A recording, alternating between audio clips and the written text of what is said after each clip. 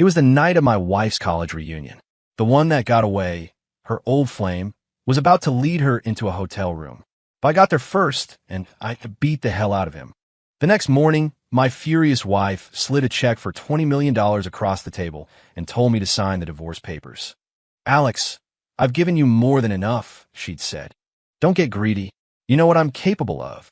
I looked at the $20 million severance package, and I signed my name so fast the ink smeared. Seriously? I'd read this book before. I wasn't about to let her write my ending. I'd been dropped into a story.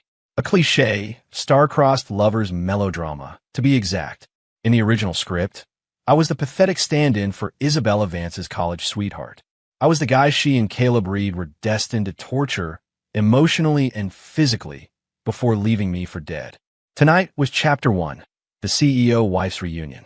I glanced at the clock and swore under my breath. Any later, and I'd be the biggest fool in New York. I've never had a taste for that particular role.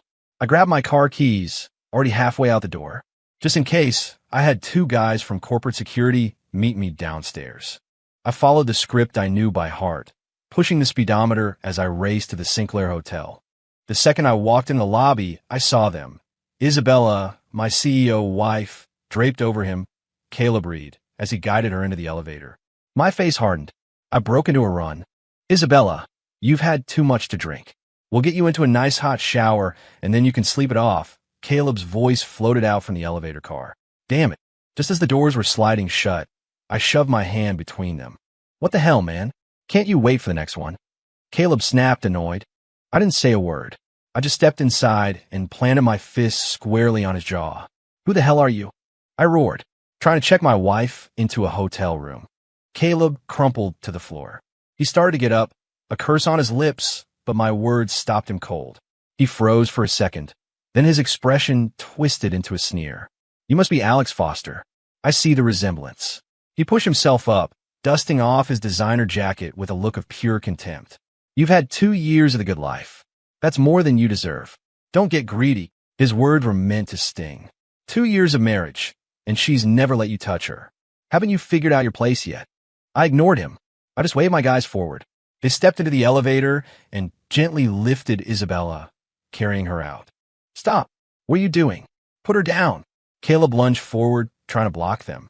I stepped right in his path, my voice ice. "I don't care who you are or what you used to be to her. Right now, Isabella Vance is my wife." I leaned in closer. "You keep pushing, and I'll have no problem calling the cops. We can make you famous. Let's see how the tabloids spin this story. Golden boy financier returns from Europe to be a homewrecker. Think about it. Really weigh whether you can handle the wrath of the Vance family and the Reed family." Caleb's background wasn't exactly pristine. He was the illegitimate son of the Reed patriarch, a dirty little secret you didn't talk about in circles like ours. That's why Isabella's father, Arthur Vance, had paid him off with a fat investment opportunity years ago, a golden handshake to get him out of the country. If I made a scene here, now that he was back, Arthur Vance would be apoplectic. Caleb wouldn't survive the fallout. His fists clenched, his eyes burning with a cold fury. He saw the faint smirk playing on my lips, and a tremor of rage went through him. But there was nothing he could do. He was powerless, watching as my security team carried Isabella to my car.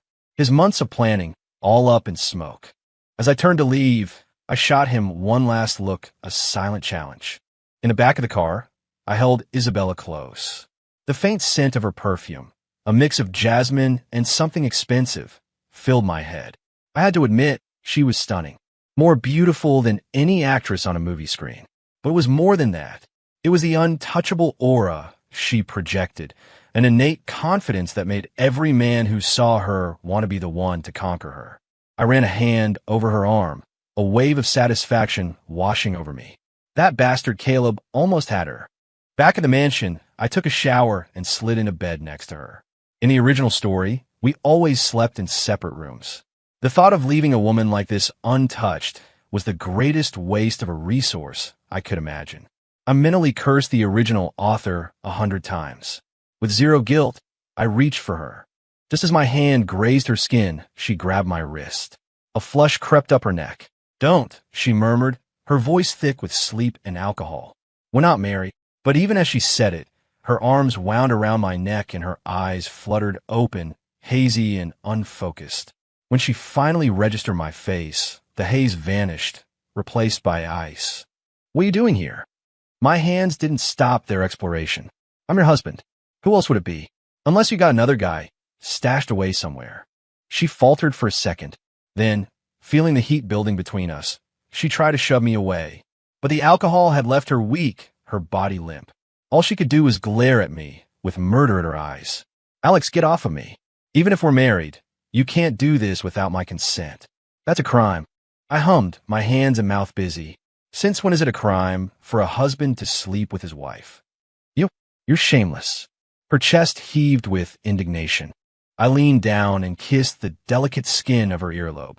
Instantly, goosebumps erupted along her collarbone. I pressed closer, my voice a low murmur against her ear. "I've spent more than 700 days with you. I made you breakfast every single one of those mornings.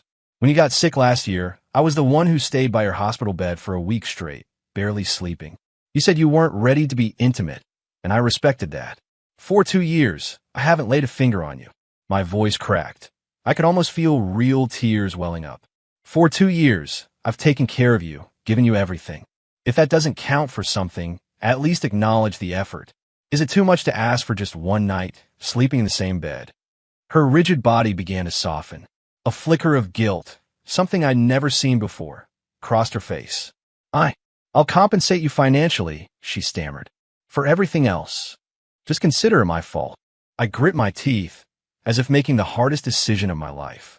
"Just give me one night. You do that, and I'll sign the divorce papers tomorrow." Isabella hesitated.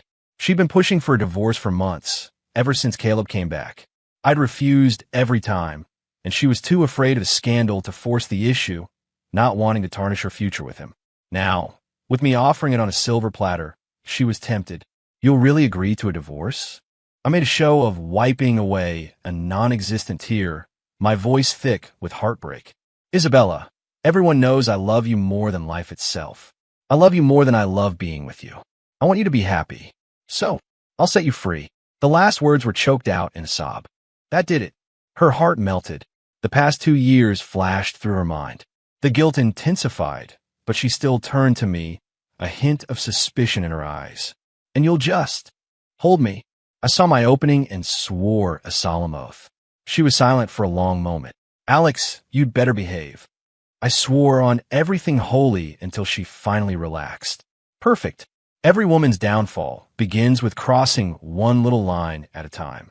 The house was silent. Just the two of us, alone in the dark.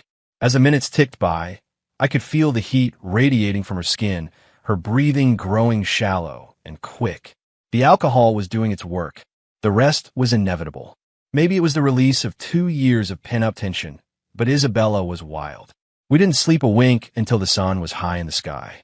The untouched field was thoroughly plowed by a very diligent farmer, over and over again. Finally, we both collapsed into a deep, exhausted sleep. I was woken by the housekeeper knocking on the door. The first thing I noticed was Isabella's phone vibrating nonstop on the nightstand. She never put on silent. Yesterday was an exception. Worried I'd interrupt her reunion with Caleb, she'd switched it to vibrate. The screen showed 99 plus missed calls. I let out a cold laugh and powered it off. I got up and took a shower. Just as I finished, the doorbell rang downstairs. I wrapped a towel around my waist and walked to the top of the stairs, just in time to see a grim-faced Caleb Reed stride into the foyer. I couldn't help but chuckle. "Mr. Reed, to what do we owe the pleasure this early in the morning?" Caleb's eyes locked onto my bare chest, covered in fresh scratch marks. "You two slept together last night." I laughed, shaking my head. "You're imagining things." I had an itch, scratched at myself. "You know, Isabella, she's been saving herself for you. She wouldn't look twice at me." What a joke. I wasn't about to screw this up before the money was in my account. If word got out and she backed out of the deal, I'd be the one losing big. Caleb's jaw clenched, a vein pulsing in his forehead. "Alex, do you take me for an idiot?" Seeing he wasn't going to play along, my tone went cold. "Caleb, don't forget who you are. What right do you have to question me? Until those divorce papers are signed, I am legally the closest person to Isabella Vance on this planet." His fists were so tight, I could hear his knuckles crack. He took a deep, steadying breath. Move. I want to see Isabella. I casually shut the bedroom door behind me. She drank too much last night. She's still sleeping it off. And I wouldn't try anything funny. The whole property is wired with cameras, and my guys are everywhere. You cross a line, and you might find yourself on another one-way flight out of the country. That did it. The fight went out of him. He shot me a venomous look, his eyes darting around the foyer. Realizing he was only making a fool of himself, he spat out one last threat. You just wait. When I got back to the room, Isabella was awake. There was murder in her eyes. In her hand, she was gripping a fruit knife. My heart skipped a beat. I immediately switched tactics, my face crumpling into a mask of pathetic desperation. Isabella, you're awake, I whimpered. I can't live without you. I love you too much. Please, let's not get a divorce. I promise I'll be good to you for the rest of my life. She was seething. Last night, I'd sworn I wouldn't do anything. We'd ended up going at it all night. And now I was backing out of her deal. She felt played, and her mind was already conjuring up ways to make me suffer. But then her eyes met my pleading gaze, and her resolve wavered. Alex, I've given you more than enough, she said, her voice strained. Don't get greedy. You know what I'm capable of. She threw the pre-prepared divorce agreement onto the bed. If you don't sign this, I will destroy you. I looked down at the settlement, $20 million. I almost drooled. Before I was dropped into this world, I was just another drone drowning in spreadsheets, working a soul-crushing 9-to-5 just to make rent. I couldn't have earned this kind of money in 10 lifetimes. And while my original family had a respectable business, compared to the Vance empire, we were a corner store next to Amazon. Worse, in this story, I was the family reject the son they cast off. I had no claim to the foster inheritance. That's why I'd been so easily manipulated by Isabella in the first place. This wasn't a divorce agreement. It was a winning lottery ticket. Isabella saw me staring at the papers in a daze and assumed I was planning to renege. Her expression darkened. Alex, don't test my patience. Before she could finish, I'd snatched a pen, signed my name, and pressed my thumbprint onto the paper in one smooth motion. When does the wire transfer go through? Isabella was stunned. She clearly hadn't expected me to agree so easily. You really signed it. My heart sank. What was this? Was she going to back out? The more critical the moment, the calmer I had to be. I grabbed her hand, my voice cracking with emotion. Isabella, I love you to my very bones. I'd rather be the one heartbroken and alone than see you unhappy for a single moment. She snatched her hand back, but I could see the relief flood her face. She pulled out her phone and tapped the screen a few times. A moment later, my phone buzzed with a notification from my bank. I looked at the balance, $20,000,300. I almost laughed out loud. Overcome with emotion, I leaned in and kissed her on the cheek. The kiss seemed to trigger a memory from the night before. She shoved me away, disgusted. How dare you? We're divorced. Stop taking liberties. Get out. The last trace of softness in her eyes was gone. If I stayed any longer, things could get ugly. I turned and practically ran out of there. After I left, Isabella just stared at the sign papers. Her mind drifted back to the wildness of last night, a feeling she'd never experienced before. And she couldn't shake the feeling that I had changed somehow. The Alex she knew would never have been so brazen, so demanding. That was why she'd chosen me in the first place. I was supposed to be easy to control. She had dreamed of this divorce for over 700 days. But now that it was done, all she felt was an empty ache in her chest, as if she'd lost something vital. I, of course, was oblivious to Isabella's change of heart. That same day, I drove out to the Hamptons and chartered a yacht with 8 models. After 2 years of a monk's diet, it was time for a feast. Of course, as a man of means now, I had a few bodyguards with me. The world of this novel was full of unhinged psychos. I wasn't about to get randomly stabbed with all this money left to spend. That would be tragic, but not as tragic as this. The most tragic thing was that after last night's marathon, I was completely spent. A whole buffet laid out before me, and I had no appetite. As I was sighing dramatically, my phone rang. It was Isabella. I thought about it for a second, then answered. Come to the house. What? The papers are signed. Why should I listen to you? I'm busy, I said and hung up.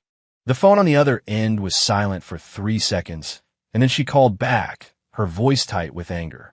"My father wants to see you." Hearing it was Arthur Vance, my tone changed instantly. On my way, Arthur Vance and my father had been in the army together. They'd seen real combat, a bond forged in blood. He was the one who had pushed for this marriage. The Vances were real old-money aristocracy. Compared to them, the Fosters were small time. Because of that, the rumor mill always churned out stories about how my family had blackmailed them with old war debts, forcing Isabella to marry me. It was why most of the Vance clan looked down on me. Only Arthur ever treated me like a son-in-law. I grabbed an Uber and headed back to the mansion. The moment I stepped inside, the atmosphere was suffocating. Isabella and Caleb were kneeling on the floor, their heads bowed. Arthur Vance, dressed in an impeccable suit, sat impassively in an armchair, sipping a glass of scotch. "Arthur," I said, my voice respectful. His expression softened slightly when he saw me. "Alex, come, have a drink. I've been out of the country on business. I'm sorry you've been put through all this. Today, you say whatever is on your mind. I've got your back." I sat down, my face a calm mask. He already knew about the divorce. Before I could speak, Caleb burst out. "Mr. Vance, Isabella and I are truly in love. Please don't let my family send me away again." Arthur acted as if he hadn't heard a thing, pouring me a glass of scotch himself. "Try this. It's harsh at first, but the finish. It's full of character. Mr. Vance, I know my background isn't good enough, but I have ambitions. I can make Isabella happy. I swear it."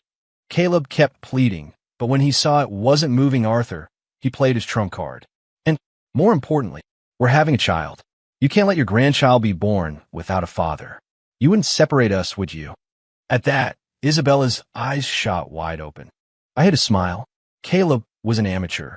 In his panic, he blurted out the stupidest lie imaginable. I was the one who had taken Isabella's virginity. How could she possibly be pregnant with a child? From her reaction, this clearly wasn't part of the plan. He was just throwing anything at the wall to see what stuck. If he could get through today, he could work on making the lie a reality later. Even if the truth came out, it would be too late. Whatever. The money was in my account. I couldn't be bothered to get involved in their mess. Isabella glanced at me, her expression a mess of conflict.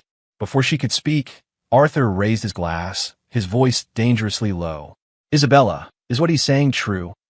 He used her full name, a sign he was on the verge of erupting. Isabella went pale and started shaking her head. "Dad, no." "Of course it is," Caleb cut her off. "Mr. Vance, it's true. She's almost 2 months along. She was just afraid to tell you because she knew you'd be angry. I know I acted dishonorably, but the baby is innocent. For the child's sake, please give us your blessing." Arthur let out a cold snort. "Isabella, I'm asking you, is it true?" Tears welled in Isabella's eyes. "Caleb, don't." "Isabella, it's time to tell the truth," Caleb interrupted again, putting on a brave face. "Whatever happens, I'll handle it." She hesitated for a long moment, twisting the hem of her dress, and finally lowered her head in silent assent. So much for that. The old flame always wins. I put on my best performance.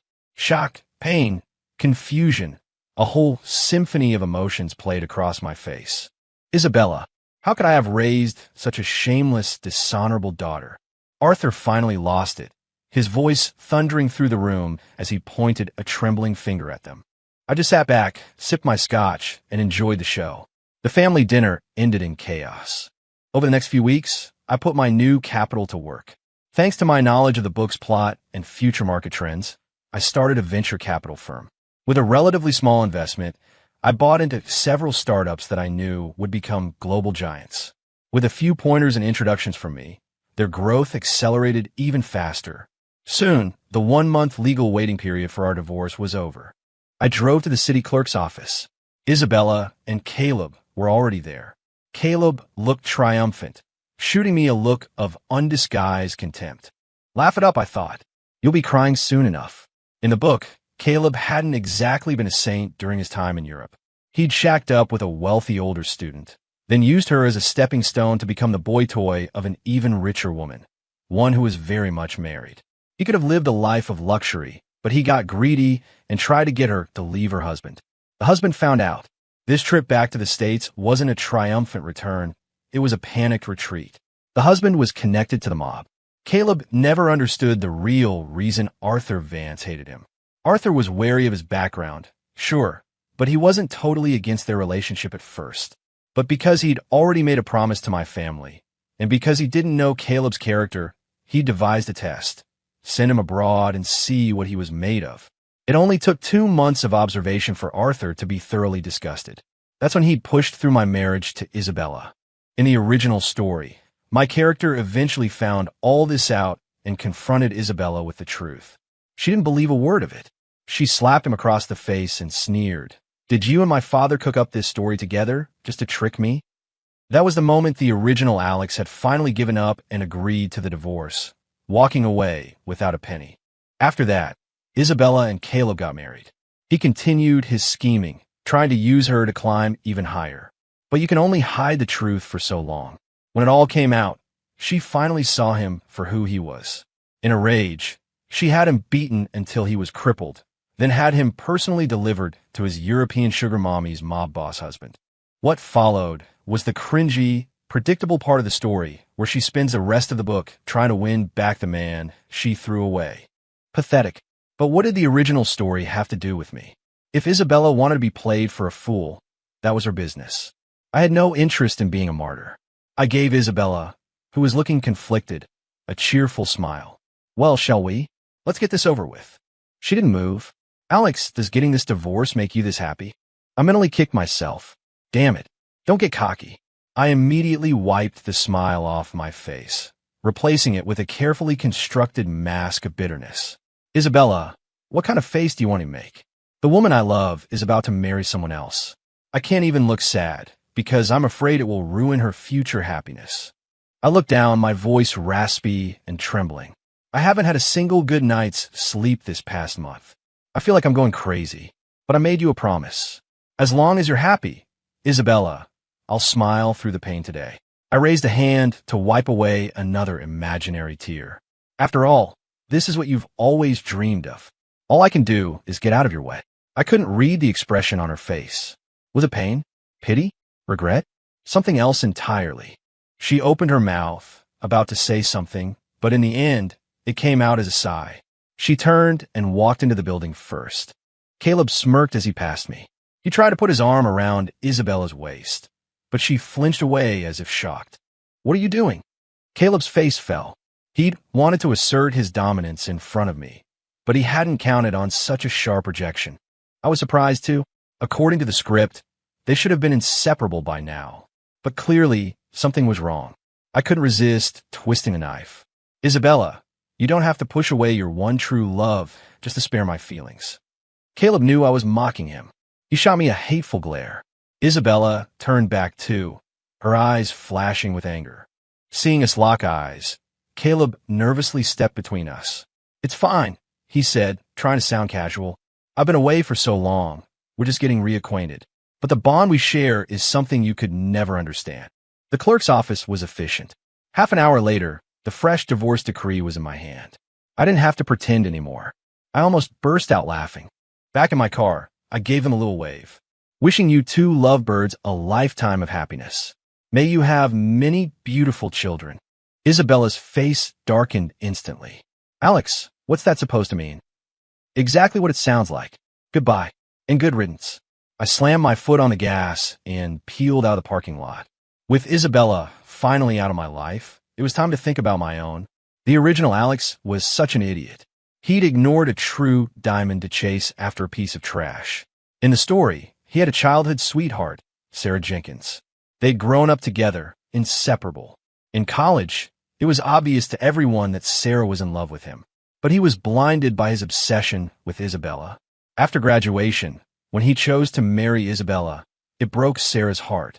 She cut off all contact with him. The book mentioned what happened to her later. After they lost touch, her parents were in a car accident. She couldn't afford the medical bills, and they both died. The double tragedy destroyed her. She became a recluse, locking herself in a small apartment and barely scraping by as a freelance artist. She died alone, collapsing one snowy winter day. According to the timeline, the accident should be happening right about now. A sense of urgency gripped me. I floored it and headed straight for the hospital. It was almost noon when I arrived. I went from floor to floor, checking every waiting room. Finally, in a corner on the 5th floor, I saw her. She was so thin, her dress faded from countless washes. Her hair was a mess, and she sat all alone on a hard plastic chair. The sight of her made my chest ache. "Sarah," I said softly. Her body jolted. She turned her head slowly, her eyes wide with disbelief. "Alex." Her voice was a whisper. "Sarah, it's been a long time." I gave her a warm smile and sat down beside her. "Something this big happens, and you don't call me? Don't I get to be your best friend anymore?" Her lower lip trembled. She turned her head away, quickly wiping at her eyes. "I'm 27. You can't keep calling me by my childhood nickname." She sniffled. "How did you know I was here?" I didn't answer her question, my expression turning stern. "I'm the one asking questions here. Why didn't you tell me you were in trouble?" Her eyes were red as she bit her lip, fresh tears threatening to spill over. Seeing her like this, my own resolve softened. My voice gentled. "Sarah, I'm divorced." I paused, then added, "Your big brother's back." That one sentence shattered her fragile composure. She collapsed against my chest and sobbed for a long, long time. That same day, I had her parents transferred to the best private hospital in the state and hired a team of round-the-clock nurses. Then I took her to a real estate office. I hadn't bought a place yet because it never felt like it would be a home for me. We picked out a 3-story townhouse, fully furnished. The next few weeks were a blur for her, shuttling between the hospital, our new home, and furniture stores. The only difference was that now, she always had a smile on her face, a smile full of hope. I never expected to run into Isabella here. She spotted me in the hospital corridor. She instinctively hid the lab report she was holding behind her back. Her eyes darted between me and Sarah, and when they landed on Sarah, the hostility was unmistakable. "Alex, we need to talk." Sarah's hand tightened on my arm. I patted it reassuringly. "You go on ahead and see your mom." As soon as Sarah was gone, the fury in Isabella's eyes was like a physical force. "Alex, who is she?" Her accusatory tone was almost funny. "Ms. Vance, we're divorced. Who I'm with is my business, just as who you're with is yours." She lost her composure. "What is that supposed to mean? Do you think parading her around is going to make me want you back?" She took a deep breath, tried to regain control. "Alex, my family's hiring a new groundskeeper. I could put in a good word for you." The way she said it, like she was offering me the world. I laughed, a bitter, mocking sound. "I wonder if you and your new fiancé have discussed that particular job opening. Or have you gotten used to having one at home and one on the side?" Her hand, clutching the report, tightened. "Alex, you never used to speak to me like that. You've changed. People change, Ms. Vance." I paused, my gaze deliberately shifting past her to the paper hidden behind her back. "Are you not feeling well? Or—" I left the question hanging, letting my eyes drift down to her stomach with a knowing smirk. "Don't tell me you're actually pregnant? Congratulations." The color drained from her face. She looked like a cat whose tail had just been stepped on. "What are you talking about? Who gave you the right to spread rumors about me? You should just focus on your little girlfriend." She spun around and stormed off, flustered and angry. I watched her go, shaking my head. Life fell into a routine. Home, hospital, furniture shopping. A month later, the house was perfect and Sarah's parents were stable. Meanwhile, a piece of news was dominating the headlines. Isabella Vance and Caleb Reed were engaged. "Are you going?" Sarah asked, her eyes avoiding mine. I knew that look. She was hiding something. After a little prodding, she reluctantly produced an invitation. It came from the Vance family. I couldn't believe how jealous this girl could get. Of course, I had no intention of going. I'm not a masochist. Besides, if things went according to plan, that wedding was about to feature some serious fireworks. I've been keeping tabs on Caleb's European sugar mommy, and I'd made sure her mob boss husband received a detailed report of Caleb's recent activities. Knowing his reputation, I was sure he'd be sending a very special wedding gift. Sure enough, the next morning, an ecstatic Sarah was shaking me awake. "Alex, you will not believe what I just heard. It turns out Caleb is a total scumbag. He was living with some older woman in Europe and then got picked up by some ancient rich lady who was paying all his bills. She was practically bouncing. You have no idea how insane the scene was. The wedding is the top 10 trending topics on Twitter right now." I pulled up my phone. There it was. On the wedding day, The big screen that was supposed to show a romantic slideshow of the happy couple had instead played a meticulously documented presentation of all of Caleb's dirty laundry. "Hey, how come you're not surprised?" Sarah asked. Then her eyes widened. "Wait, did you do this?" I looked at her, her eyes sparkling with gossip, and couldn't resist pinching her cheek. Why should they be the only ones allowed to make my life difficult? Can't I send a little wedding gift? Her eyes lit up, and she threw her arms around my neck. "You are so—" She stopped, her expression clouding with worry. "But if you did this, the Vance family—" I tapped her on the nose. "Don't worry. They can't trace it to me. I didn't deliver the gift myself." My phone rang, interrupting us. I glanced at the screen. Isabella. After a moment's hesitation, I answered. "Alex, I'm at the hospital. Can you come see me?" I didn't even think about it. "If you're sick, call a doctor." "Why are you calling me?" I hung up. She called again, and again, and again, like a madwoman. I finally just blocked her number. That evening, the doorbell rang. I opened it to find Isabella standing on my porch. She was pale, her hair was a wreck, and she looked utterly exhausted. "Alex, I was wrong." The moment she saw me, tears started streaming down her face. "Alex, I realize now that you're the one I love. Let's get back together." She reached for my hand. "Caleb never touched me. He's a liar. The truth is, I always had feelings for you. I just didn't understand my own heart. I love you, Alex. Can we please try again?" I took a step back, out of her reach. "Ms. Vance, we're divorced. Please have some self-respect." "No, you must still be angry with me, right? I know I was wrong. Please forgive me." She seemed to be remembering the days when the original Alex would have done anything for her. She covered her face and sobbed. "Alex, I know you still love me. Don't lie to yourself. Let's be together." I frowned. "Ms. Vance, if you don't leave, I'm calling security." She kept talking, as if to herself. "You used to do anything for me. I don't believe you could forget me so quickly. I know I hurt you, but I'll change. Let's get married again." And she trailed off, her eyes fixing on something behind me. Sarah, wearing one of my t-shirts as a nightgown, had appeared and was now wrapping her arms around my waist. I took Sarah's hand, lacing our fingers together. "It's fine, Ms. Vance. I think we're done here. Any longer, and my wife is going to get jealous." Isabella's face went white. Her gaze was locked on our joined hands. After a long, agonizing moment, she stumbled backward and fled into the night. After she was gone, I smiled at Sarah. "Next time, you don't have to wait so long to come out. No need to make yourself suffer." Sarah's lip jutted out. "You knew I was jealous, and you still talk to her. Next time she comes, you're not allowed to answer the door." I knew she was just getting started. Her nervous rambling was an old habit. I leaned down and silenced her with a deep, lingering kiss. A week later, Sarah's parents were discharged from the hospital. The four of us, our parents, met for the first time. In the 2 years I was married to Isabella, she had never once met my mother and father. Compared to my own mother, Sarah's mom felt more like my real one. She had watched me grow up. The moment she was coherent, she grabbed my hand, her eyes swimming with tears. She said they felt terrible for all the hardships Sarah had endured because of them, and that knowing I would be there to take care of her was the only thing that let them rest easy. I made a promise to her. "Mom, don't worry. I was blind before, but not anymore.